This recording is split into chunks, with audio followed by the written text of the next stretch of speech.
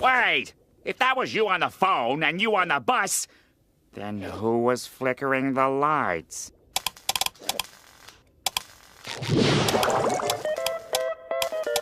Nosferatu! Hello everyone, welcome to my review for Hellsing. Hellsing is a sequel to both the 1897 novel Dracula by Bram Stoker and the Second World War. This series ran in Young King Hours from 1997 to 2008. What the fuck is this magazine? You do this for years, you think you've heard of every popular manga magazine. Hellsing is a dark fantasy action manga that was brought to us by Kota Hirano. This story follows the Hellsing organization, a royal order of Protestant knights that was founded over 100 years ago by the man himself, Abraham Van Helsing, who of course gained prominence back in the day by defeating the evil Count Dracula, a crazy vampire who can, do all the vampire things. You know what a vampire is. The organization is now led by Integra Hellsing, one of Abraham's descendants, and her along with her butler Walter and also Count Dracula, who's now named Alucard, who ended up swearing loyalty to the Helsings after he was defeated. They go around taking care of business. You see, Helsing's goal obviously is to, rid the world of supernatural beings, mainly the undead. Whenever vampires show up, they take care of it. That's what they do. They're cool vampire hunters. Alucard's a vampire, but he hunts the vampire. He's cool with it. Now, most people would, of course, see this as a good thing. Cleaning up the undead? Why not? But their methods of using the undead to fight the undead have not really put them in the good graces of the Catholic Church, who of course already thought that they were heretics because they're Protestants. Yeah, they really don't like the fact that Alucard, Count Dracula him fucking self, is fighting off demons in the name of Jesus. That just, Tensions are high between these two groups. It's not fun. Not a fun time to be religious in Europe. Do you know what would also suck? If the Third Reich came back. Yes, right in the middle of the high tensions between the branches of Christianity, we have the Nazis, who have been active this entire time in the shadows, creating a vampire army. So now it is up to the Protestants and the Catholics to maybe put their differences aside to fight off the actual Nazis from World War II. Because they're vampires now. And they're gonna need all the help they can get. Thankfully, before this whole shitstorm began, Alucard took on an apprentice, Saris Victoria, a young police girl who got caught up in some nasty business. Alucard ends up, shooting through her lungs in order to catch a bad guy, and he offers to turn her into a vampire. Because, otherwise she'd die. So she's like, all right, sure, fuck it. And yeah, good timing too, because, London's getting blitzkrieged. That is Hellsing. There is literally nothing more to this story. After the introductions of all of these characters and conflicts in the first few volumes, we are just thrown into an all-out war between these three groups. And, as you would expect, it's extremely wild. It's a very, very crazy and insane series. We are presented with a lot of action, a lot of gore, and not much else. If I'm being honest, this is probably one of the most style over substance manga I have ever read. Is that a bad thing, though? Not necessarily. It can be fun to just consume some stupid shit every now and then. And yes, Hellsing is stupid. It is big and it is loud and it is, honestly, at parts, a ton of fun. It really runs at this breakneck pace that never gives you a moment to breathe, but it's also not long enough to where that can feel exhausting. You're thrown from one fight to the next, and they're usually a ton of fun, with vampires using crazy powers fighting either, other creatures, werewolves, or other humans who just have some supernatural augmentation. The scope of the series is very commendable. These huge set pieces on these massive scales really create some interesting moments, and it's really hard to, not at least enjoy the ride here. But when it comes to the actual narrative, it really leaves a lot to be desired. I think the setup of the story, when we start, learning about the lore, how the vampires in this world work, how there's, a secret Nazi organization that's been going on the whole time, that stuff is really interesting, but once it's introduced, they really don't do anything else with it. There are a lot of themes at work here. Obviously, this mangaka is very critical of the Catholic Church, and, stuff like the rise of fascism. But like I said, when these things are introduced, that's it. They aren't really explored anymore.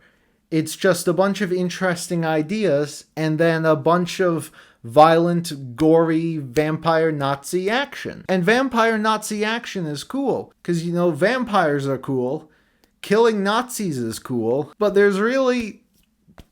yeah, that's it, man. Like, I usually even just, talk about the ending. Was the ending good or bad? I mean, I don't know. It kind of just... that was it. Yeah, big old battles, and then it ends. I think we should move on to the characters now, because I think it's easier to discuss my problems with the series by taking a look at these folks. The cast of Hellsing was, designed to be extremely cool and badass. And for the most part, they all are. Alucard, I mean, come on. Even if you have not read or seen Hellsing, you probably know about this man. He is cool, he is stylish, he is charismatic, and he is ruthless. This man, I can't lie, is fucking awesome. He ate up every single scene he was in. I was really interested in all of his powers. I was super excited to see what he would do next. And yeah, he's just a ton of fun. But not much to him other than that. Integra is kind of the same deal. Integra starts off as a pretty interesting character. She was thrown into the role of leading Hellsing when she was very, very young after her father died. So, she is very wise beyond her years, very hardened. But again, that's it. There's nothing else to her. These characters just aren't explored anymore. They just get introduced, show up and do cool things, and that's cool and all. But I like these characters. I'd like to see more growth from them. I'd like to learn more about them. And I think the most wasted potential here is with Saris Victoria.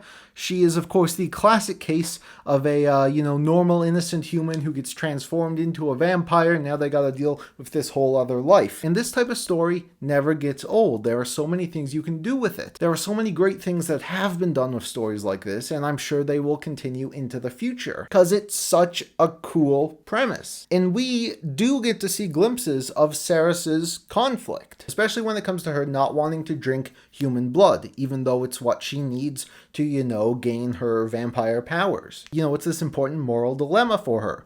But it's, just done away with very, very easily. And, yeah, again, it's just, hey, she's a cool vampire now, watch her kill Nazis. And I'll reiterate again, that is cool. Saris is a cool character. When she's going around with her giant, massive-ass guns, is cool. But goddamn, man, I wish there was more to it than that. Another character is Alexander Anderson. He is a paladin for the Catholic Church, and he's really the, main Catholic character we follow throughout the series. And again, same deal. The guy is super fun. He's sort of Alucard's arch nemesis, and they clash several times throughout the series. A lot of charisma, a lot of energy, really leaves an impact on you. But that's all there is to it, and of course the same goes for pretty much the rest of the cast. And again, there's nothing wrong with any of this, really. I mean, the story's super short, it's just a bunch of huge action scenes, but when you set up such cool characters, it's really a shame that they aren't explored some more. But there's one other that we need to discuss. The Major. The Major is the main antagonist. He's the leader of this new version of the Third Reich, the vampire Nazis, and he is a weird guy. Because on the one hand, he's my favorite character. He is so outrageously evil that it borders on hilarity. He is every evil stereotype you could possibly imagine rolled into one character. There's literally a page where he is listing off all of the things he loves, and it is the most heinous shit imaginable. He's just a riot, honestly. Every scene he's in is just like, oh man, this is ridiculous. But that being said, in a story about a gigantic war between 3 factions, he's kind of a shit main villain.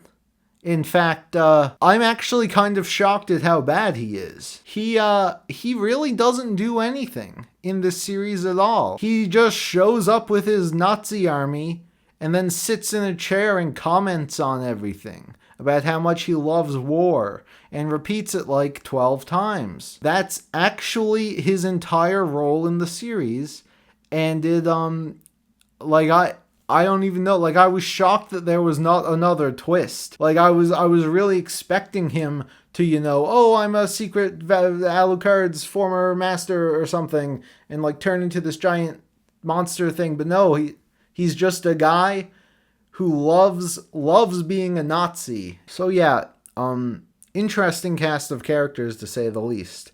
For what it's worth, though, I will certainly not be forgetting any of these guys, because for as much as I wish they were expanded upon, they really did leave quite the impression. Okay, yeah, let's talk about the best part of the series now. The art in Hellsing is really cool. You know how I said this was style over substance?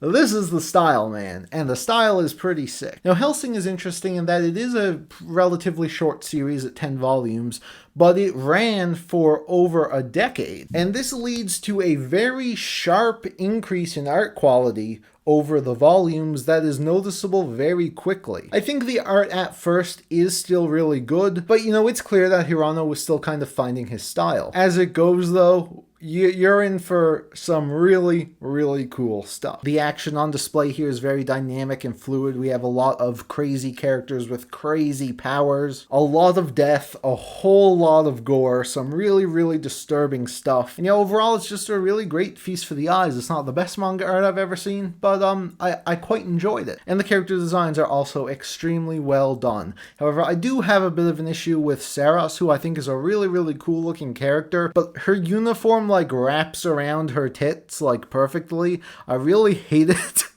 when that type of stuff happens, because it looks so unnatural. But other than that, good job. Those are my thoughts on Hellsing.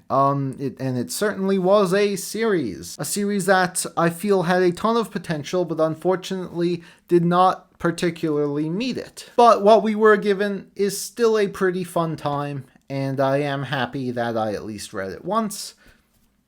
6 out of 10. Now, if you're interested in checking out Hellsing for yourself, of course, we have these babies. Now, the Dark Horse Deluxe editions are probably some of the highest quality manga you can own. They've of course done these with Berserk and Blade of the Immortal and Hellsing. Now, despite how good the quality is, I cannot recommend this at all, because obviously I don't think Hellsing is this amazing series or anything, but these are $50 for volumes that you're gonna read in less than an hour. I only own these because it was a gift, right? I just can't in good faith be like, hey, you should go out and buy the Hellsing Deluxe editions, especially when, the other Deluxe edition series are so much better than Hellsing that it's kind of comical. So yeah, if you do happen to be a massive Hellsing fan, I mean, yes, this is the best way that you can read it. And at that point, you probably know if you'll enjoy it or not. I don't know. I just think your money is better spent on other series. Now, there are also singles for Hellsing. Good fucking luck on those, though.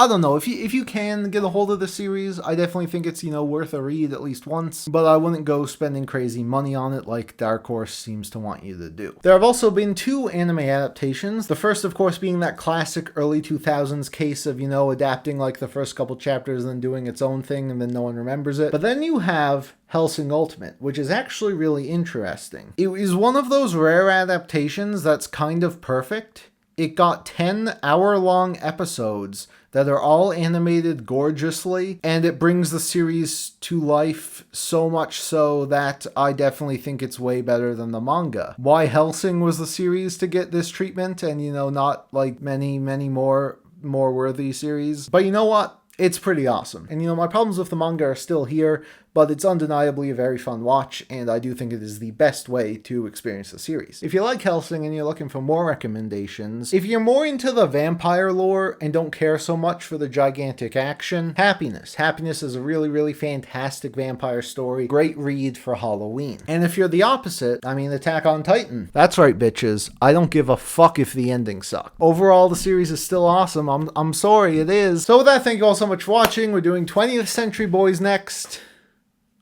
I promise, don't worry. You can leave your thoughts on Hellsing in the comments down below, and I will see you guys then.